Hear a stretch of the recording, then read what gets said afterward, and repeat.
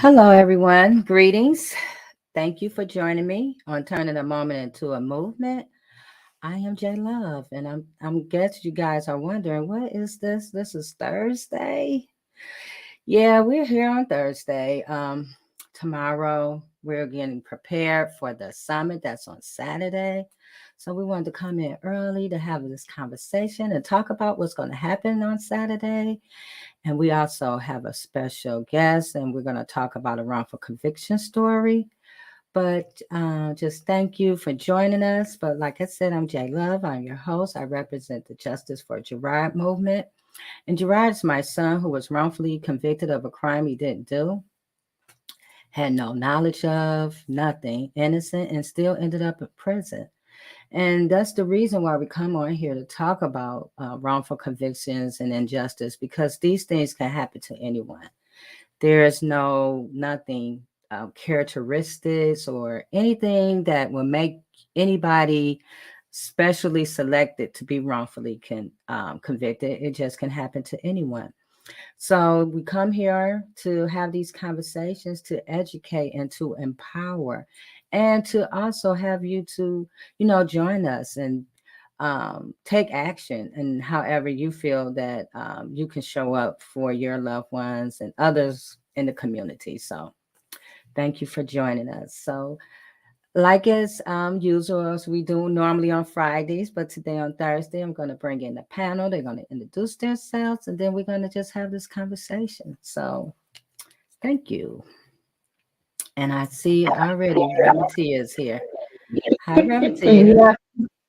Hello, how are you today? I'm so glad to be here. I was rushing trying to get back, and I'm so glad just to make it. I'm glad you're here too, Revity.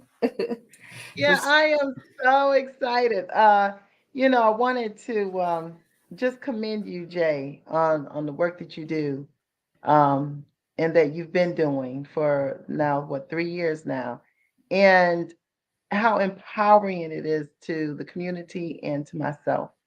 I am the founder of the Choice Zone, where I have been providing life coaching skills to people individually and some collective groups, so that people can get in their zone. It's good to be in your zone. Your zone is not just on a basketball court, and I know how that is because I used to play.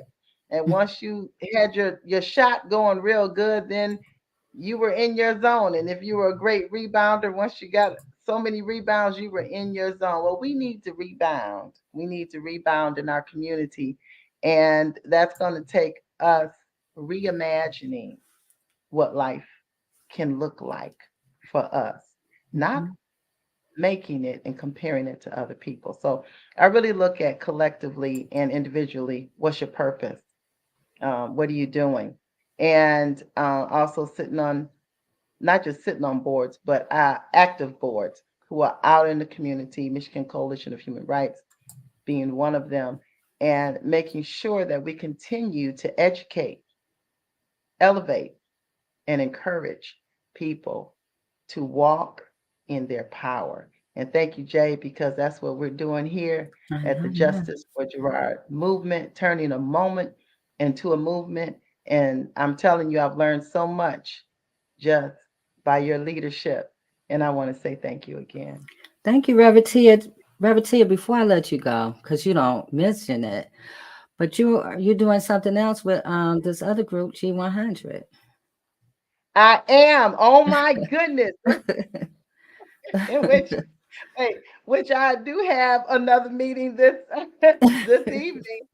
G100. I'm so glad that you brought that up because this is a global networking, and it's global networking to empower women economically, but socially.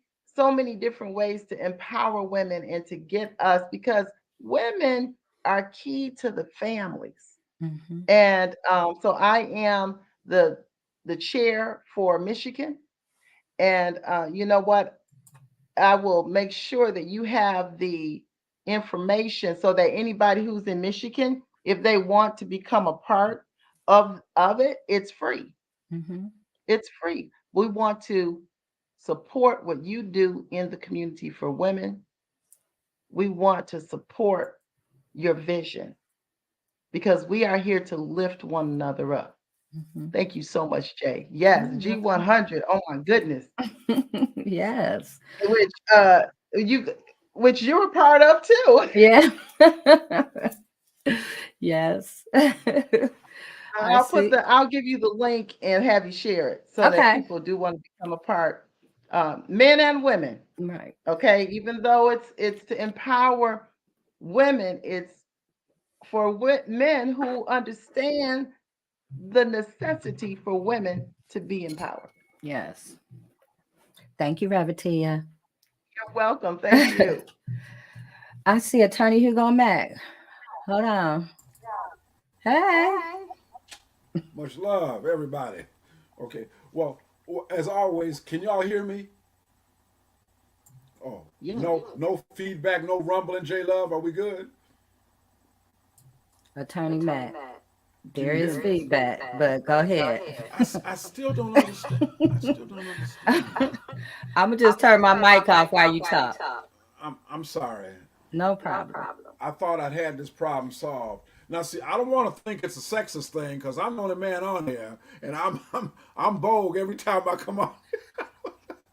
Look, I'm tired of paying these white people all this money. Look at this system. I don't know why it's doing that. I don't know why. It's the government. But look, first of all, so glad to be here. And Reverend Tia, keep on making me love you here. Keep on making me love you. So, but you know, J Love, I'm honored to be here. Uh, you know, when I hear people talk about empowering women, you know, it really is something because the women that need to be empowered the most are the women that are seen the least. Okay? And in my decades of practicing law, unquestionably, the women that are seen the least are women of color, and more specifically, black women. You know, J Love, there are battles and there are wars, but you know, sometimes a battle and a war come down to one case. And I remember in my career as a public defender over 800 times, standing with women at sentencings, the vast majority of them black women, fighting to maintain their dignity, women who had been the victims of physical, domestic abuse, sexual assault, that aided and abetted in them being where they were in front of that judge. And you know, when you stand so close to a person, you know, you can feel their pulse, you know, their clothes through your clothes. That is sharing an experience with them. So anytime I have an opportunity to support the humanization of women, and the black woman has by far been the most victimized citizen in the United States, uh, followed closely by the black man, that it's a situation where we cannot stop and look at the big picture only, but those women that perpetually fall through the cracks. Okay, you know, they have liberals, a lot of our Caucasian brothers and sisters who, and a bunch of black people too, by the way, who view themselves as the leaders, the avant-garde, and the forefront of quote unquote protecting women. You know, people build entire careers on that, and that's good. But what about the women that don't make the headlines? What about the women who don't have a place for their kids, who've fallen through the safety net? What about those women, you know? And I'm proud to say, a good portion of my practice is representing those women pro bono because they simply don't have the money. They don't have the money. Education, you know, housing for their kids.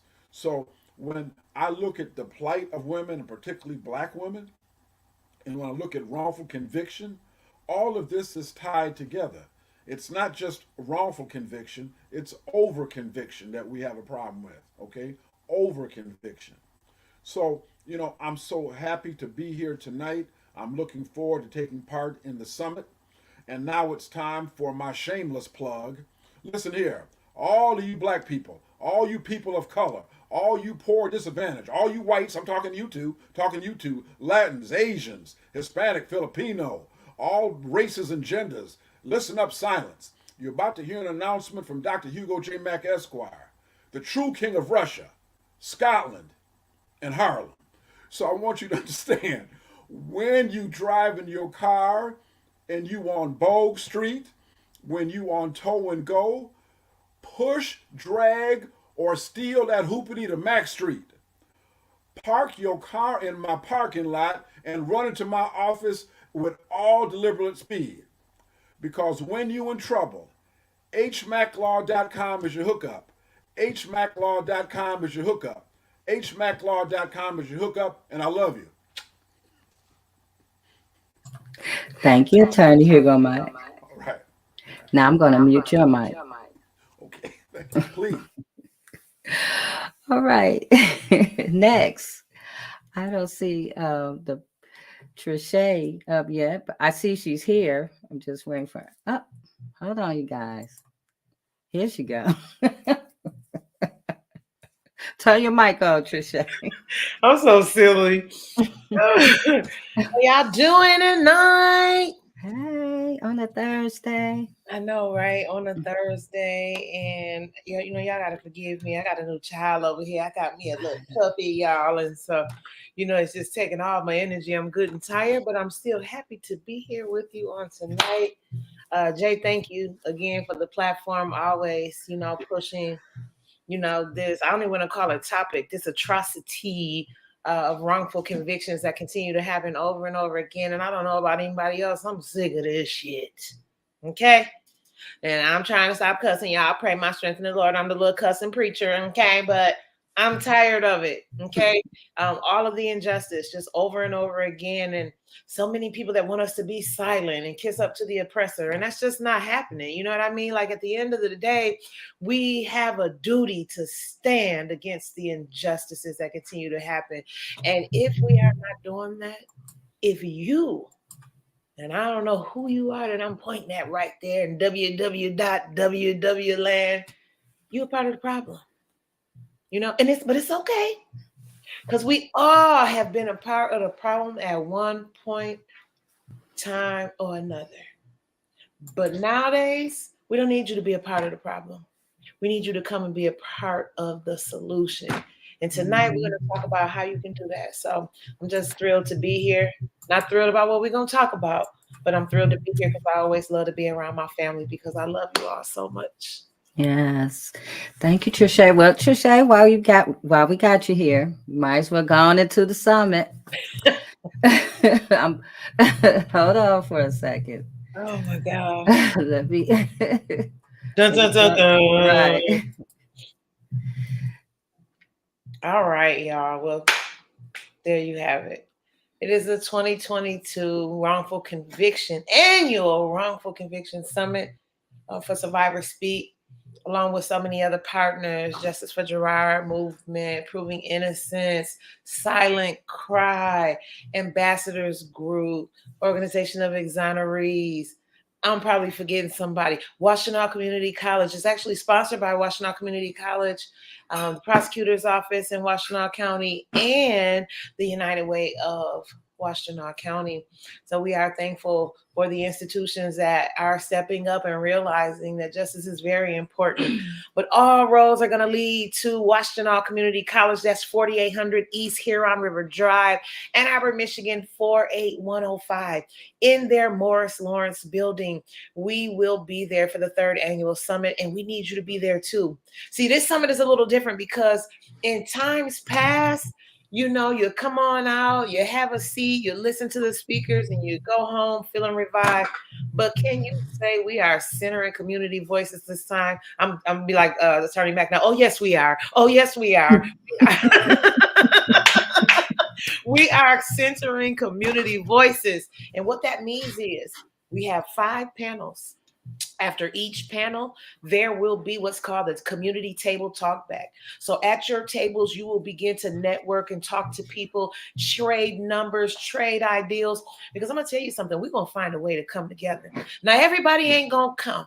But those of us that will, we getting ready to get some stuff done. So we're going to take those responses from the surveys and build and try to build around the work. Find the commonalities of the work so that we can end these atrocities that happen to us through wrongful conviction. And one of the topic of this summit is operational accountability. Yeah. So, and we, we see people come home and we see, and which is wonderful. We welcome it. We want more people to come home. Yeah, please. We want to see accountability. That's And right. that's the theme of this summit. So, and Trisha, if you want to go ahead and take it from there. Yeah, I'm sorry. I got my other child over here making faces at me. So much going on over here. But yeah,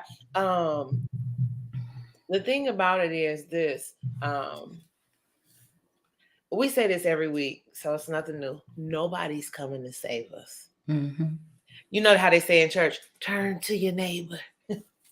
Turn to your neighbor and tell them ain't nobody coming to save us. Mm-hmm. Nobody is. And we come into these situations, and I think us coming together, it does offer some empowerment, and you feel ignited, and you feel, encouraged to move forward. But we're looking for something a little different this time. This is more of a call to action. Mm-hmm. A call to action, not just for those who are suffering with the injustice of wrongful conviction. See, this is the thing that we need everybody to realize. Wrongful convictions are everybody's business. Mm-hmm. They're Yeah. everybody's business. Now, it might not be on your radar right now, but God forbid, I hope that God don't put it on your radar and that you have to go through it because you're suffering through it. Why not just join forces now? Because we need to do things like end immunity, hold our police accountable, hold our prosecutors accountable. Look, it ain't called Operation Accountability for nothing. Mm-hmm. It ain't about a bunch of fluff. It's about justice. And we respect and we love, but when you love people, you tell them the truth. And it's time to hold people accountable. And that's what we're doing. So we're asking Absolutely. everybody to come out. Starts at 12 p.m. goes to 4 p.m. We had the Washington County Prosecutor's Office is sponsoring a light lunch for us, some Jimmy John's. So we'll have a little light lunch. And we're just going to walk through this day together, arm in arm, shoulder to shoulder, table to table, and put our heads together and see what we can come up with for justice. Yeah, so the word justice, call to action. So speaking of that, I have received an inbox today from Yolanda Nelson, and she asked, about, she was her brother who had been in prison for 31 years on a wrongful conviction. And we're going to talk about this story. I'm going to bring her on. Hi, Yolanda. Hi, How are you? I'm doing okay. So I was just beginning to talk about your story, but I'm gonna let you tell your story because when I don't even think we got into the full scale of the story, and I'm like, "What you doing today at 6:00?" Because it's the reason your stories and stories like yours and Gerard's and so many others is the reason why we come here. Like we're dedicated to this, to educating and having these conversations because we can't change if we can't even have the conversation. So I'm going to allow you to tell the story, and because I haven't even spoken to Attorney Mack or Reverend Tia even about this. So Okay. Well, I have a brother that was convicted in October the 12th, 1993. My brother he's diagnosed with mild retardation. His IQ was a 55, and it was a murder that took place in our neighborhood. And there was a bunch of crackheads in the house. My brother was not using drugs, and when the murder took place, everybody that was in the house was all crackheads. And my brother lived it on the east side, was taking care of his daughter. I don't even know how to even explain it. It's just, I don't know how to go with it. You're doing good. Like, he was living on the east side. Like I said, he had a daughter. He was taking care of his wife was at work or whatever. But the police end up picking him up a month later. Now, I remind you, the lady that was in the house, the crackhead that was in the house, she's been around our family for 25, 30 years. So she know everybody in the family. So when this murder took place, they never said that my brother did anything. My brother, they said the house was under surveillance anyway. The apartment was under surveillance. Um, it's just that my brother couldn't read or write. They wouldn't let us talk to him. It was after 72 hours. And we was like, my brother can't read or write. It was like he's being investigated. So we was like, okay, well, it's been long enough, if you haven't came up with nothing right now. So next thing you know, they said, well, we got a conviction. Well, we got a statement from your brother saying that he did it. And I'm like, my brother can't even read or write. When he went in, he didn't even know how to spell my mom's name. He was 23, and everybody, they had his description. My brother was 6'1", maybe 120, 25 pounds, soaking wet. They said the guy that came in was 5'5", 260 pounds, dark complexion. My brother light skinned it. It's just that his everything was just all messed up. And so the Sergeant Kenny, now that she works with the integrity unit now, she's the one that made the whole statement. And I was like, well, we was like, well, why you just didn't give him do a video record on him by you knowing that he had an IQ of a 55, 55%. And she was like, well, I don't use that. But she said, but he said he did all this. But I'm like, if you can't read and write, how could you say that? So when my brother did call me, he was like, they said that I signed a confession saying that he said I signed the papers. They said I was gonna go home. He said he signed the paper, and when he signed the paper, they said that he was under arrest. So when he called me, he's saying that they trying to say that I killed Billy Booker. And I'm like, what? He was like, yeah, they said I signed a paper, but they told me the paper that I was signing is saying that I was being released. And that ain't what happened. So we could not see him, hear from him, talk with him or anything. And next thing I know is he was being in there. He's been in there ever since. He had a court-appointed lawyer. Even though we had evidence in a court saying that, he was mildly retardation, all his school records and everything. She said that she thought he was just faking. She did. I said, but you can't do that because you are a detective. You're not a psychologist. You know what I'm saying? So you cannot prove or say what you think is he guilty or not. You know what I'm saying? So she made all this up and he's there. Wow. So who wrote the confession? Sergeant Kitty. And now Sergeant Kenny, as of 2 years ago, the integrity unit, I sent his paperwork to integrity unit to try to get him for the wrongfully conviction thing. And they sent back and said, no news is good news. Now, I just got the information that Sergeant Kenny is working in the integrity unit with this, and we have not, every time I call, I cannot hear, they won't never tell me nothing. They was like, we just got his case is still in line. Now it's going on 3 years now. So I'm like, is y'all gonna release his case? Are y'all gonna help him out? I mean, I don't understand why is it so long, Attorney Matt, is that a conflict of interest on that? Can you hear me? Go ahead. Yeah. Well, when you say that the detective is working, I take it you're talking about the Wayne County prosecutor? Yes. Okay. So that certainly seems to be a conflict to me. Yeah. But see, I really don't know much about that Wayne County Conviction Integrity Unit, to be quite candid with you. I mean, I've heard some frankly shady things. I hate to say that. Um, about that, but that is definitely something. If it was me, I'd write to the prosecutor herself in a situation like that, because the only relief you're going to get is going to be up the line. I doubt you're going to get it from the unit itself. Okay. I'm sorry about that. I have all his, but his whole case has absolutely nothing to do with him. All it is saying that his name, and that's it. First of all, when they came to my granny's house looking for him, they asked for Andre Tillman. His name is Andre Nelson. They was looking for somebody 5'5". You know, it's just the whole thing is just everything is just messed up. So his whole case has nothing to do with him. It was about 5 different crackheads in the house.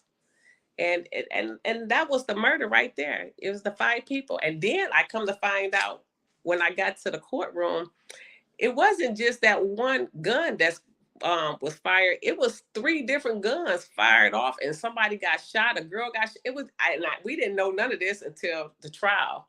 So all that is in there too. It's just that the whole case is just bogus. You know, they just found somebody to put it on that he was, and then they just took it in and just left it like that. Know that he didn't have no money.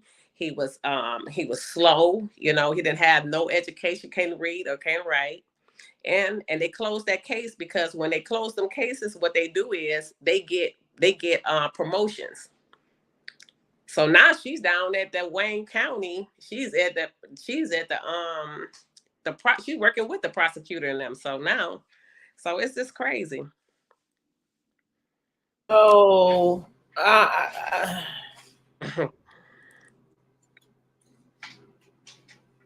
this is the second. No, excuse me. This is the third case that I have heard this officer's name. Yes, Sergeant Kenny, Sergeant I. This is the third Yes. time that I have heard this officer's name. Now, what I understand, but I in my brain, in my humanity brain, I don't understand. I don't understand how somebody can be named in multiple cases and they doing the investigating on wrongful convictions. Yes. Yep. Can somebody? I know that I am not the smartest cookie out the bunch. Maybe somebody else can make sense of it for me, because that right there.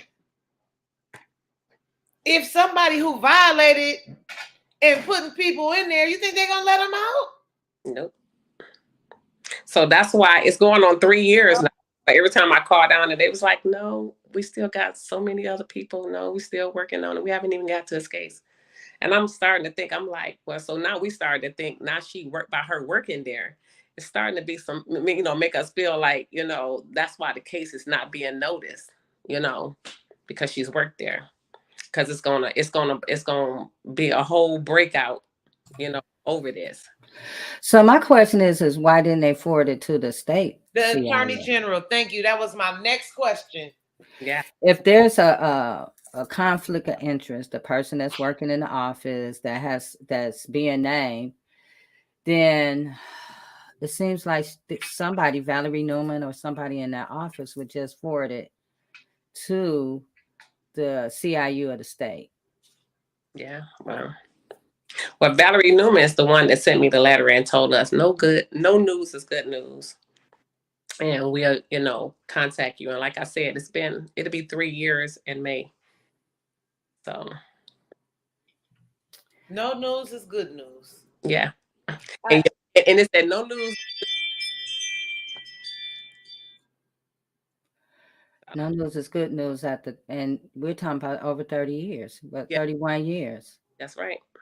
So where is the humanity? Because no news is agony. No news is pain. Right. No news is suffering. No news is good news. Yeah. In whose world? And I called down there and let them know, I'm like, my mom is 76 years old. She's still living. And she want to be able to see her son, before she leave here. It's been 30 years now. And no, I don't hear from him. And I started to call him today, but I didn't. Go ahead, Rabbitia. You muted, Rabbitia. Well, you're not muted. We just can't hear you. Can you hear me now? Yes. Okay. Yes. So it's like they have the perpetrators still in position. It's the same thing all over again. Even if you have, for instance, slave catchers, and then they become police. It's the same idea. And then I also wonder, how much is this paper pushing or how much of it is ego?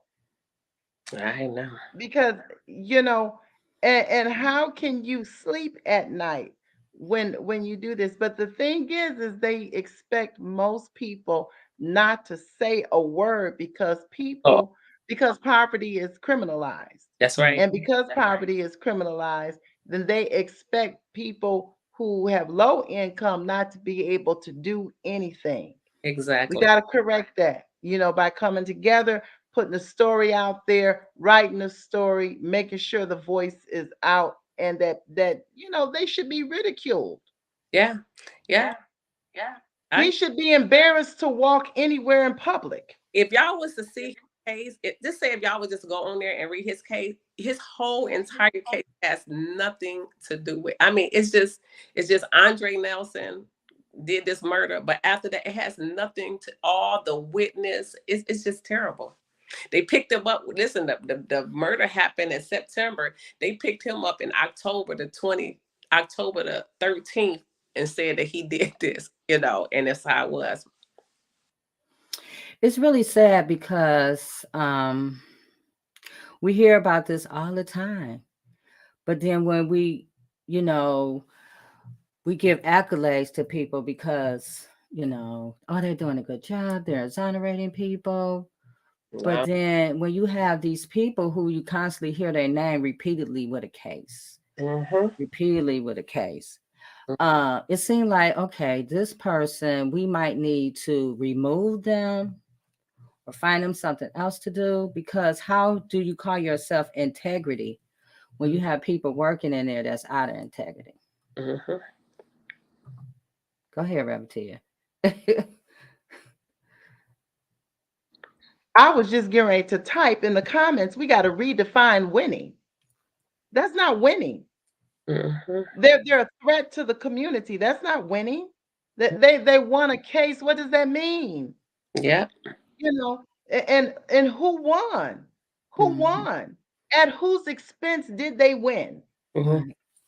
And these are the questions that we have to put before us. At whose expense did somebody win anything? And so it's not a win. Right. It's not a victory. We all Right. lost. The community loses. Everybody loses. Everyone loses. Mm-hmm. And when you saying that, Revertia, and it just reminds me of when Gerard was, when they found him guilty. They celebrated. Mm-hmm. I'm like, how do you celebrate? How is this a celebration? But the prosecutor and her friend was there and they were celebrating. And like they just won the lottery or something. And so it what is the point of the celebration? Is because it feeds um their thing that they're doing. Okay, so we're gonna continue the cycle. And then the cycle is more people going to prison for crimes they didn't do. Attorney Mack, I'm about to let you in right now. Go ahead.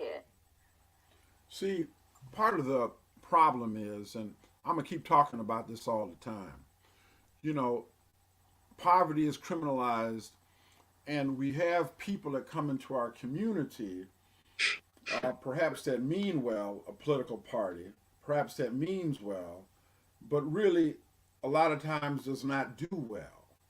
Mm-hmm. Because anytime, like for example, you get camped out with unions, supporting Democrats, okay? And I like that concept of the working man or woman having a collective voice for improvement as opposed to corporations. But we got to stop this BS about all unions are good and positive. They are not. I'm sorry. When it comes to being black and brown, police unions are not your friend. Okay? They are not your friend. I would encourage all of you to just do some Google research on the police unions in Boston, for example, in Boston, all right? And New York in the Bronx. These people will circle the wagon around any officer that is accused of brutalizing somebody or killing somebody. They have fundraisers, they've got corporate support, They got a blue wall where these people simply will not turn on each other in the sense of standing up for righteousness. Yeah, yeah, I'm telling the truth. I'm telling the truth. So what I'm saying is, this is what we have to constantly, those of us that are politically active and stuff, to constantly challenge these people. Now, they had a debate a couple nights ago for governor, Gretchen Whitmer and Tudor Dixon. Now, I watched both of them debates. Now, I never heard a doggone thing being said about anything specifically of relevance to black people. Now, the way they try to get around that is the last debate they had a black guy, Chuck Stokes, I think his name is Chuck Stokes, and they had a woman. I don't know if she was Hispanic or what, and some other guy there. But if you notice, nobody is really pointing out the fact the black people, the brown people, the poor people, including the whites, live under constant intimidation by the police. Yes, they do. Yes, they do. And part of the problem is we refuse to stand up, and I say we, people in my community, refuse to stand up and call out the police because police have ways of retaliating. And the black community is one of the most victimized communities in the nation. In the nation. Okay? So police have a way of showing up slow when my house is broken into, or somebody trying to harass me. So, we have got to get to the point of still holding them accountable. We have a right to walk and chew gum at the same time. We are paying taxes at a higher rate than anybody else. We're on food islands. We breathe the poorest air. We drink the dirtiest waters. We go to the most efficient schools. We have the poorest health care. Black women die disproportionately, maybe 6 or 7 times as much as white women in child labor. Look, don't get me started. So all I'm trying to say is that we've got to hold them accountable, and we've got to demand the services that we deserve. And stop being so damn afraid that somebody, because they got a sergeant or captain next to their name, that doesn't make them people God. They're not God. So, help us, y'all, who's listening. Stand up and don't be afraid to get on jury duty, for God's sake. And let these people run you off. Because I need you on that jury. I need you as a voice of reason.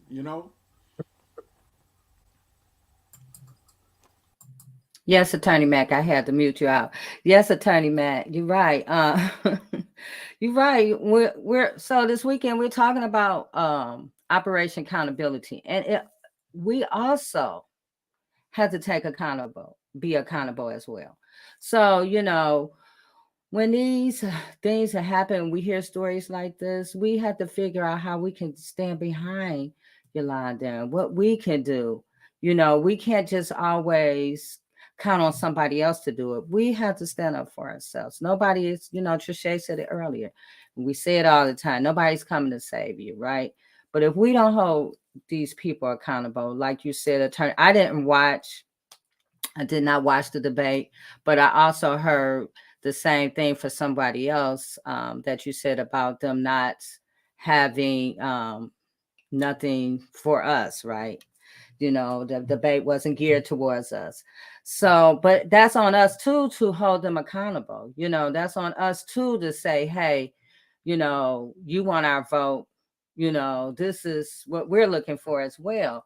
We can't just expect for them to come and read our minds. We have to stand up as well and say these are the things we want. I know just this week, I'm getting texts all day long for people who want my vote. And I asked them, the person who was texting me to vote for, this person for state rep, what is she, how does she feel about wrongful convictions and where she's at about, and I sent the email, you texting me all day, 3-4 times a week. I'm going to ask you some questions as well, because you can't ask me for something, and not get a demand. That's what we have to do. That is actually our duty to do. That's right. Go ahead, Reverend Tia. All the while Attorney Mac was talking, I just sometimes you just don't know where to begin. but you got to begin. Mhm. And I watched that, and to me, I described it as a cat fight, but they didn't say anything that I was most interested in. And that's what I had agreed and said to myself, is that truly they have no interest in the things that affect our community. Right. And I was waiting. Are they going to bring us up? Do you know the worst violence is to ignore people, to where your voice is not heard? And so I really I just described it. It was just a little cat fight going on, and it had no relevance whatsoever. And I'm wondering, do they even know how irrelevant that they found it? And do they know that there are people who have wisdom and who can understand and hear and know that you're not talking about anything of relevance? And I'm wondering, like, where what are you planning to do for people, especially people who are underserved? Did they mention them at all? And yet they continue to make money Mm-hmm. off of everybody, who off of all of these communities that are underserved. They make the most money. Yes. And so I tell you, it is time for us not only to, I don't want to say fight, I want to say take back Mhm. everything that is ours, beginning with our community. Listen to people who are going through, and understand their voice. We have to do something, and it has to begin with us, because they're not going to do it. Clearly Mhm. they're not going to make a move. So we So have what? to do something. And I want to say, even when it comes to healthcare, when Attorney Mack mentioned that, and Trisha knows, we went into a hospital for Shawana. And I've never been this devastated with the type of care that they have in the community for African American people. If you go to another hospital, you didn't see any signage that said, "We want you to heal. We want to serve you. Give us your opinion on how we're doing. We welcome you at our hospital." Oh, no, no, no, no, no. And you know what? The sad part is the people who greeted us were the same color as I was. Mhm. I'm trying to keep Trisha sane right now. Yeah, because What? that's a whole nother story. That's a whole nother That's a topic. whole But nother I'm show. saying, yeah, it's a whole nother show. Attorney Mack Conversation. mentioned it, but we got to think about it. These are the things affecting our community, and we got to be about it. Yes. I want to go back to one of the questions, Yolanda. Someone said, and I think it was Dion. Mhm. He did say it. He said, "Does your brother have an alibi for that day?" Yes. They didn't even let nobody testify. I called him on the phone to let him know. It's just you just if you look at his case, everything is in there, and it was just like he was just nobody. He was just like overlooked. Everything. They wouldn't let none of his people testify or none of that.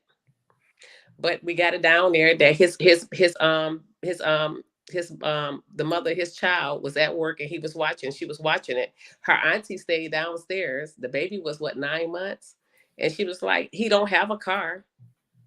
He don't have a car. He went over there and killed. He caught the bus over there, killed this man, caught the bus back with his daughter, and was there when she got home from work."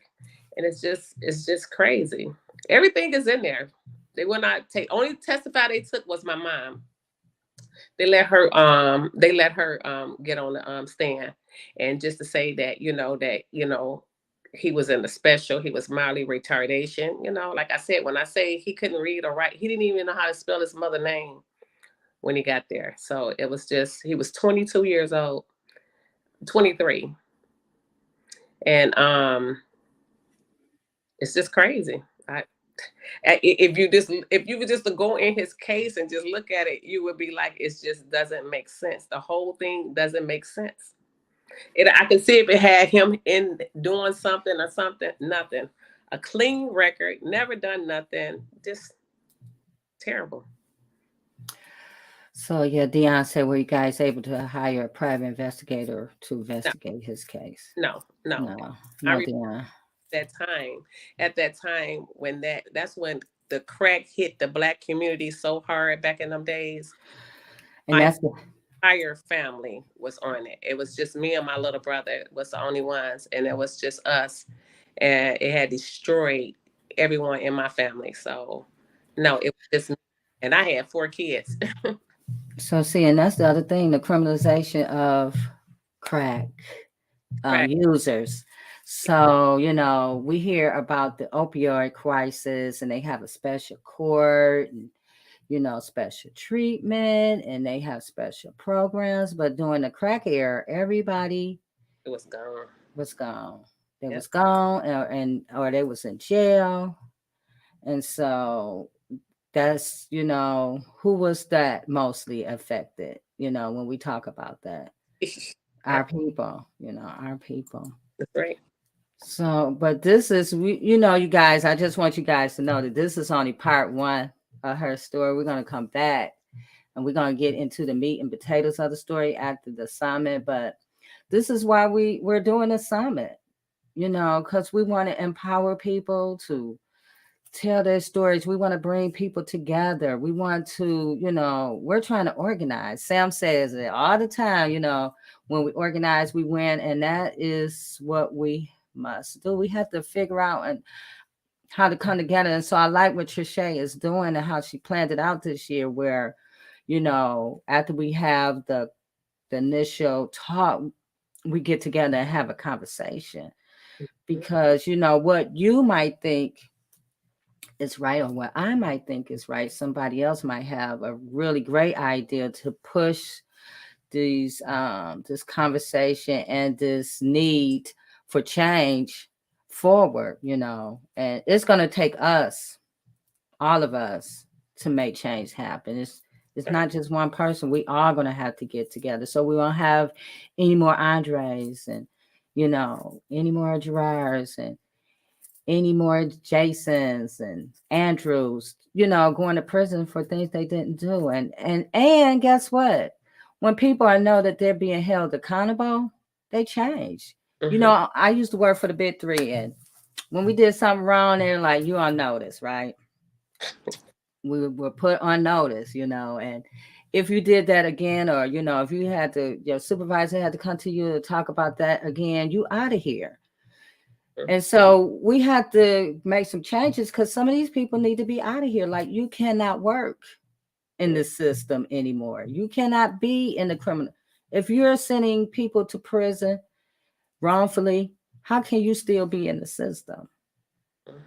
We can't keep saying, well, it was a mistake and, it's bad apples and blah, blah, blah. These is all, excuses.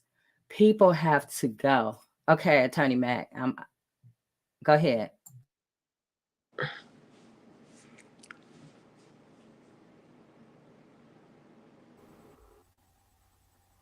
J Lo?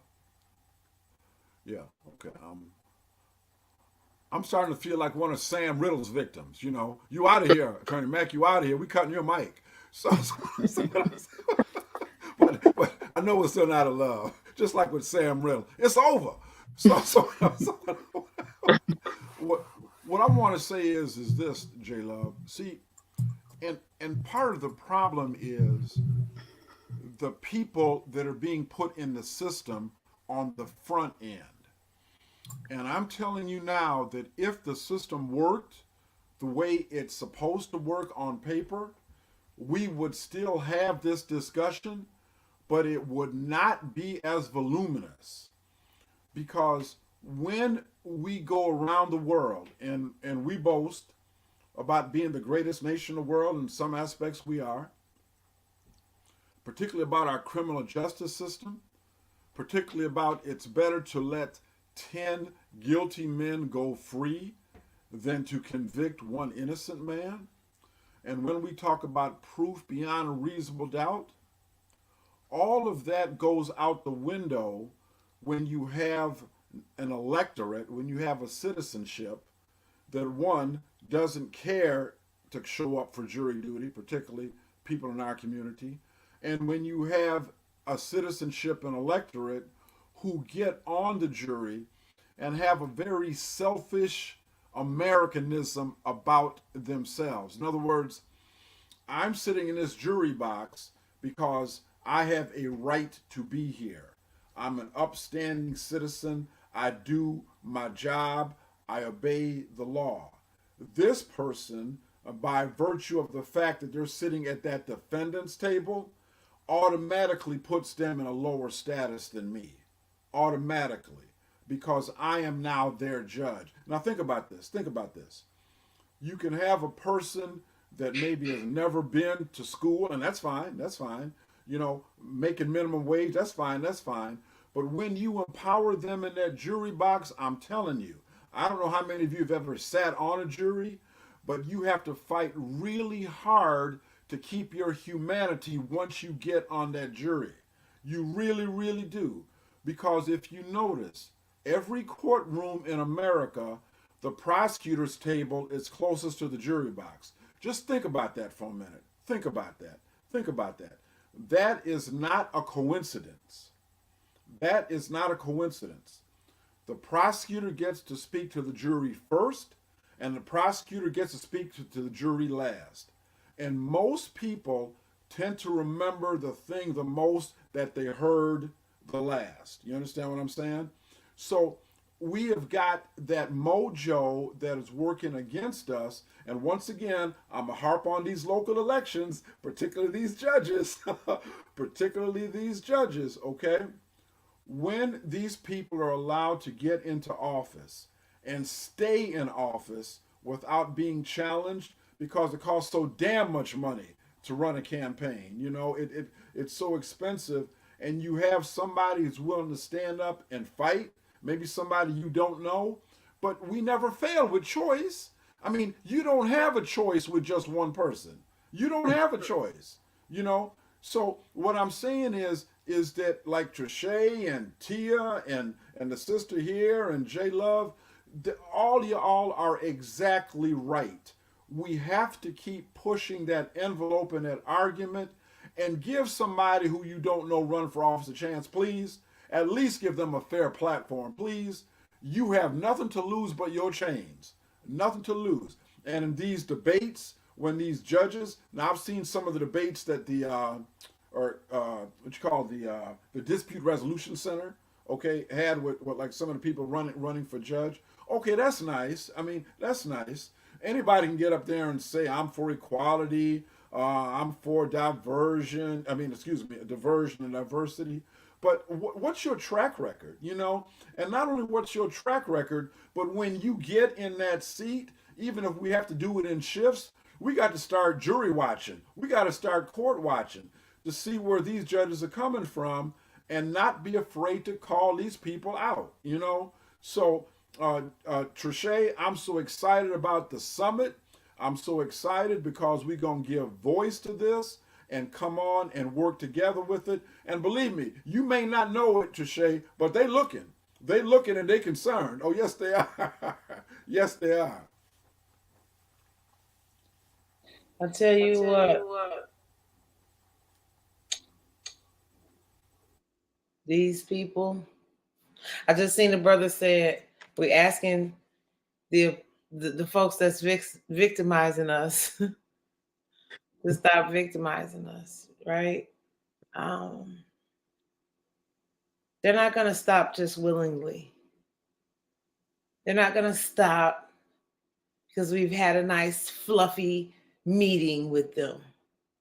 They're not going to stop because we took the time to nurture and build relationships.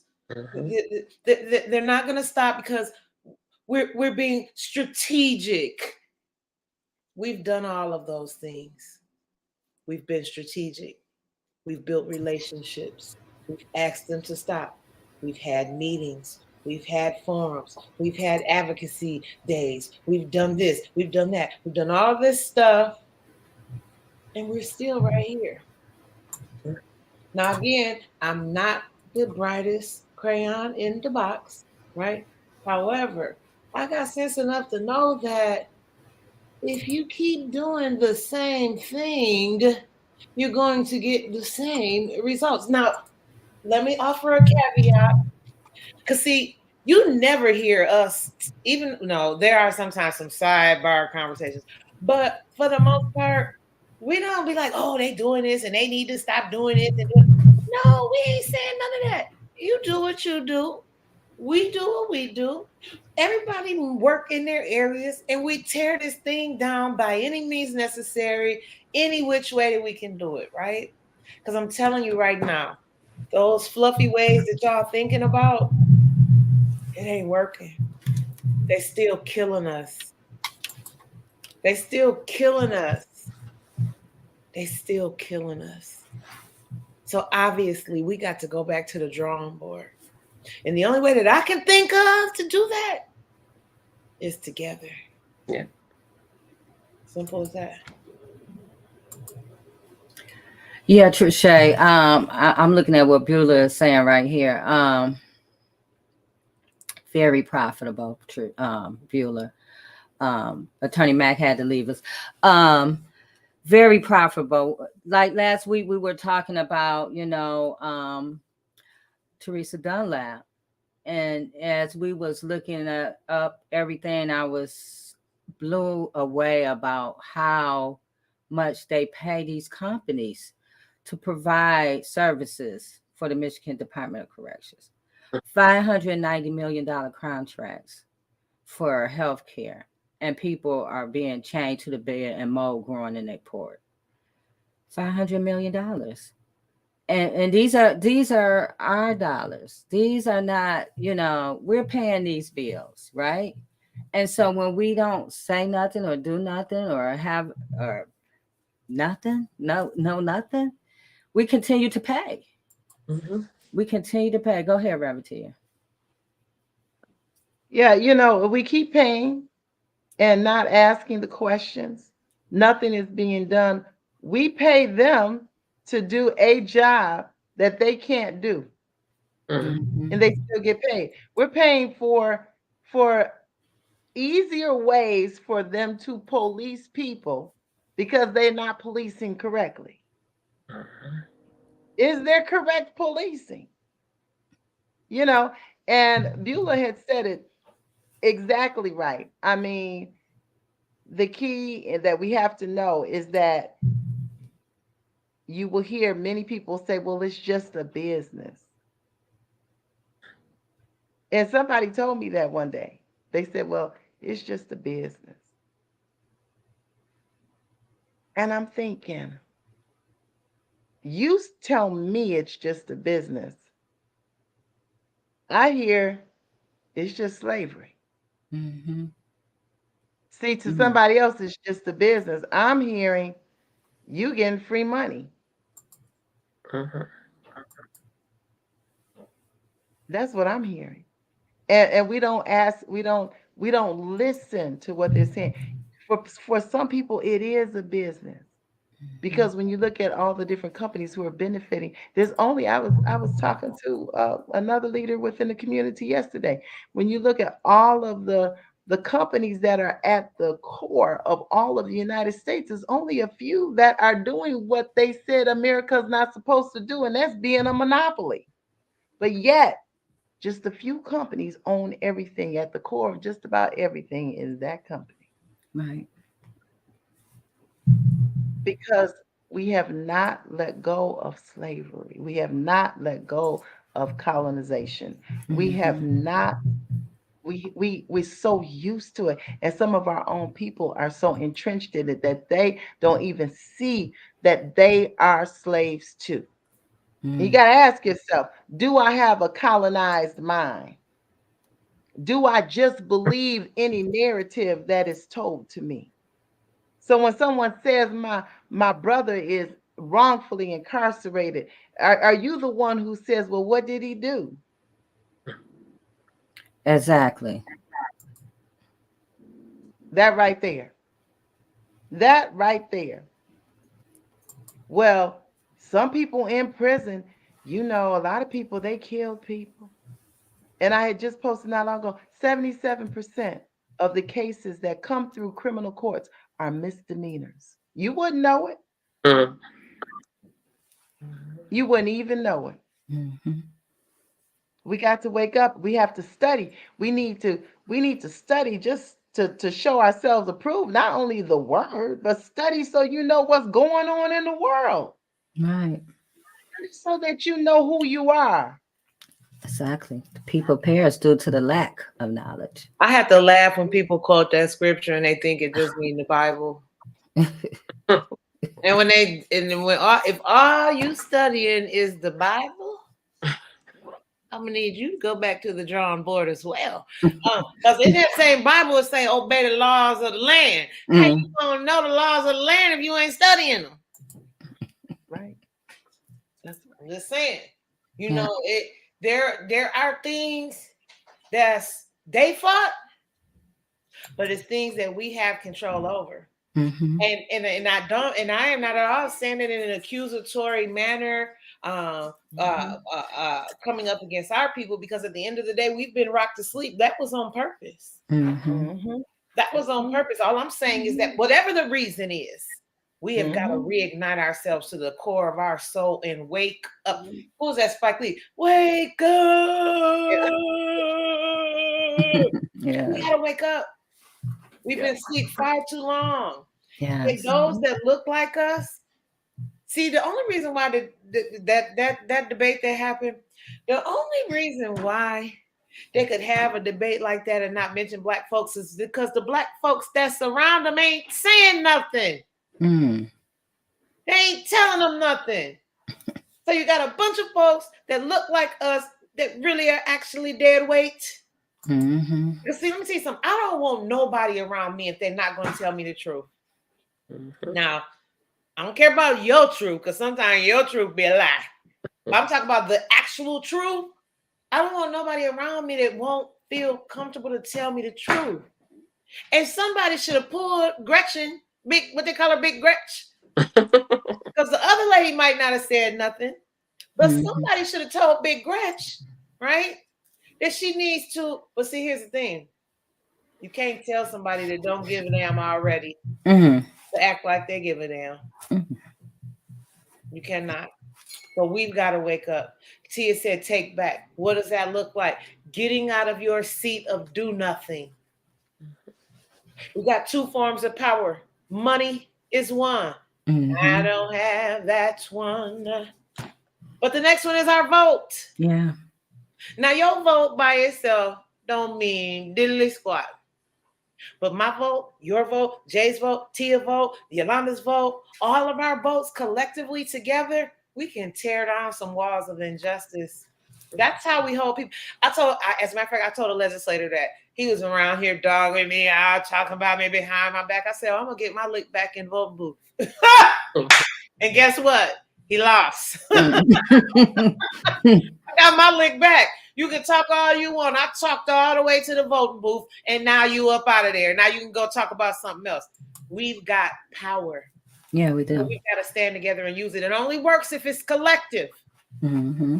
One don't mean nothing. No, I can't. No, I'm lying. Because one can chase 1,000, baby. Don't sleep. One can chase 1,000. So I don't want to say one can't get nothing done, because that's a lot.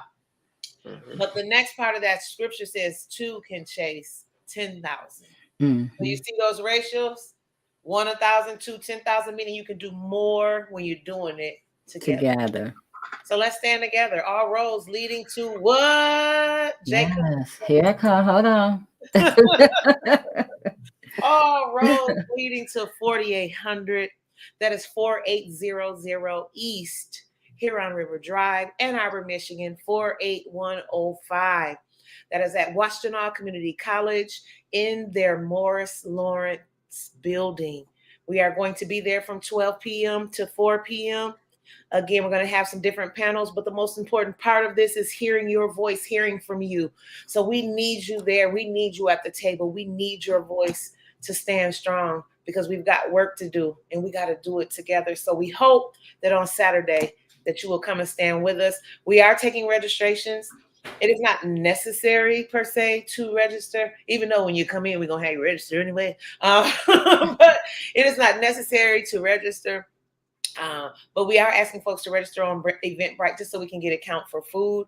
But we will have a light lunch there, some snacks.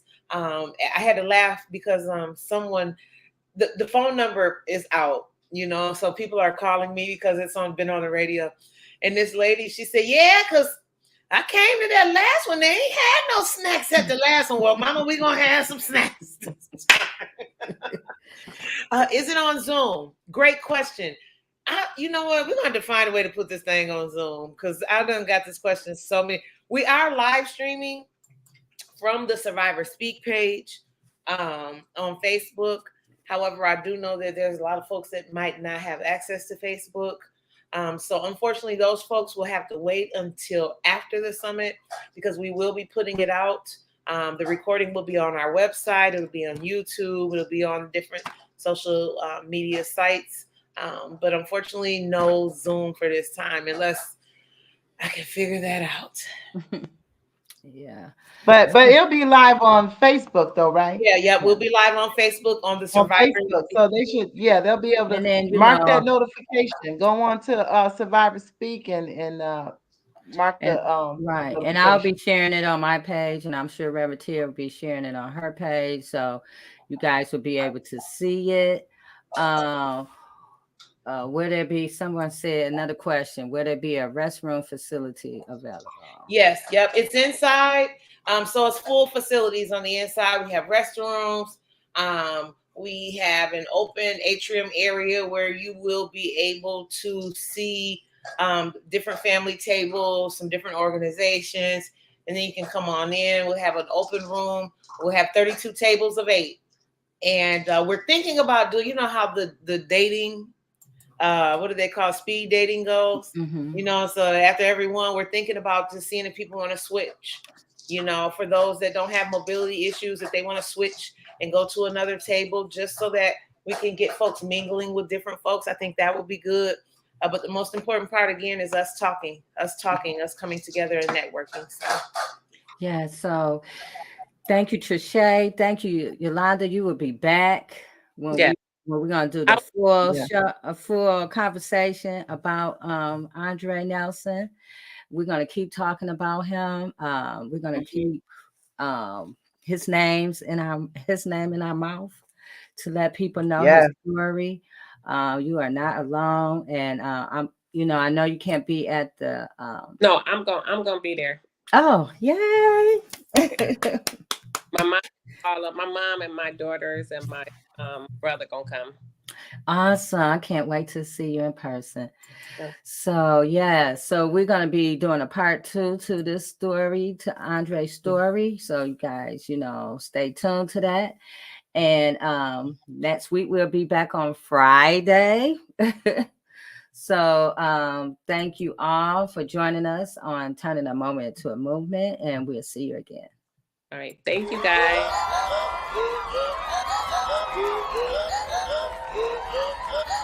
Yeah.